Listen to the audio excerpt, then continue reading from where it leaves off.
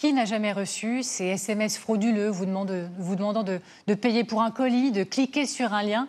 Nous vous en parlons régulièrement dans nos journaux. Vous savez peut-être qui se cache derrière ces arnaques? Eh bien, nous sommes allés voir. L'une de nos équipes a pu entrer en contact avec des escrocs et mettre au jour leur mode opératoire. C'est l'enquête du 20h. Elle est signée Baptiste Guénet et Damien Blondeau.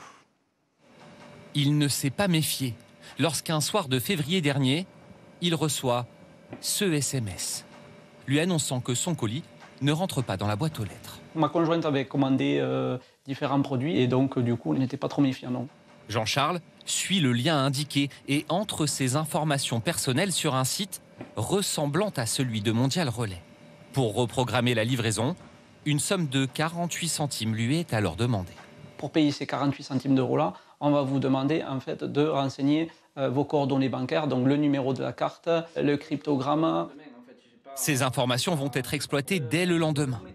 Lorsque son téléphone sonne, à l'autre bout du fil, une voix se présente comme son conseiller antifraude et le presse d'agir rapidement. Des transactions suspectes ont été repérées sur son compte. Là, j'ai été mis dans un état de stress immédiat. Le pseudo-conseiller lui envoie un RIB pour mettre son argent à l'abri sur un compte sécurisé, dit-il. Évidemment, tout est faux, mais Jean-Charles procède au virement. Il vous appelle par votre nom, votre prénom. Il sait où vous habitez. La personne que j'ai eue au téléphone a fait le nécessaire pour que je sois mise en confiance. En tout, le ou les escrocs lui ont dérobé près de 6 000 euros. Pour l'heure, sa banque lui en a rendu 1 000. Qui se cache derrière ces SMS frauduleux envoyés massivement sur nos téléphones? On récupère des données, on appelle ça du phishing, et après avec ces données, on rend ça en billets. Pour le savoir, nous nous rendons sur des messageries cryptées. Sur certains groupes, les escrocs s'échangent des services, des logiciels, des formations. Un supermarché de l'arnaque où se revendent des dizaines, voire des centaines d'informations bancaires volées, comme celle de Jean-Charles. Nous avons échangé avec l'un de ces spammers, comme il se surnomme. Il ne sait pas que nous sommes journalistes. Moi, je n'appelle pas les gens, je m'occupe seulement d'envoyer les SMS. Je récupère 100 cartes de crédit par jour et je les revends 20-25 € la carte classique. Si c'est une Gold, c'est plus cher. Pour pouvoir envoyer des SMS massivement, tout en restant le plus discret possible, les escrocs volent des cartes SIM dédiées aux appels d'urgence dans des ascenseurs ou des bornes d'autoroute par exemple. Autre moyen de se procurer une carte SIM sans être identifié, ces distributeurs automatiques. Aucune preuve d'identité demandée à l'achat. Cette carte, nous la confions à Cento. La carte SIM. Eh bien, merci. Sa spécialité, déjouer les pratiques des escrocs sur Internet. Donc là, la carte SIM vient d'être déverrouillée. J'ai mis le code PIN. Et maintenant, on n'a plus qu'à envoyer des SMS. Pour cela, pas besoin d'être un génie de l'informatique, selon lui. Il suffit d'un peu de matériel acheté, quelques dizaines d'euros. Ça procure un anonymat, en fait.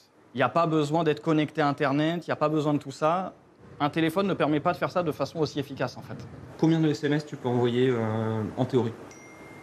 Théoriquement, on va dire jusqu'à ce que l'opérateur se rende compte qu'il y a utilisation abusive. Et on peut parler de 400-500 SMS en l'espace de quelques minutes, en fait. En 5 ans, il a observé les spammers perfectionner leur technique. Ils sont désormais capables d'envoyer des SMS dans une zone géographique précise ou en vous appelant par votre nom. Fuite de données qu'il y a eu, Boulanger, Free, SFR, il y en a eu tellement. Dans ces données-là, on a la position GPS des gens, on a leur adresse, on a la ville, on a tout ça. Moi, qu'est-ce qui m'empêche de récupérer cette fuite de données? Prendre les gens, les cibler. Lorsque les auteurs de ces SMS sont identifiés et arrêtés à un constat, il s'agit essentiellement de jeunes majeurs ou de mineurs. Les enquêteurs de la police judiciaire de Paris surveillent attentivement cette forme de criminalité en pleine expansion. Il y a de la criminalité organisée, mais il y a aussi énormément finalement de jeunes qui sont inconnus des services de police et qui vont se lancer dans ce type d'escroquerie. Les dernières affaires qu'on a faites, ce sont des personnes qui sont effectivement en France. Impossible d'empêcher ces SMS d'être envoyés, mais il est possible de les signaler en prenant une capture d'écran et en l'envoyant au 33 700. Ces informations sont ensuite transmises aux opérateurs téléphoniques qui, après enquête, pourront bloquer les cartes SIM des escrocs.